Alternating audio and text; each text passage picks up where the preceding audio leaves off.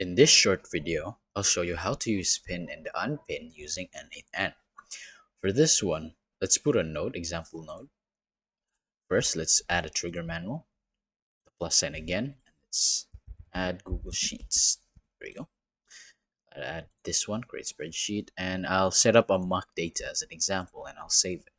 There you go. Let's add another one, something like YouTube. Get a channel, another mock data, save it. There we go. Now, as you can see on my notes, you can see the pins. It can differ on your end, especially if you have a lot of nodes that you're working on in your workflow. So in order for you to pin and unpin, you can basically just right click one of your specific nodes and you can choose to press unpin in the categories or pin depending on which node that you're choosing. Let's try that, unpin, and you can just repin whenever you right click and click it again. So that's basically it. So it's basically a lot of people use the pin feature to speed up testing, especially when they're working on a specific part of the workflow, instead of running everything from the very beginning, like from the trigger right here.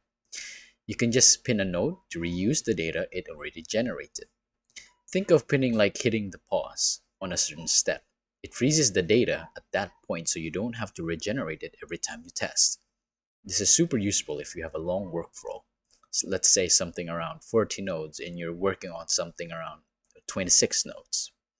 You can just pin that node and test from there without needing to run the entire workflow from scratch. Now you know how to use pin and unpin using N8n. You can watch this playlist if you ever get stuck with this problem.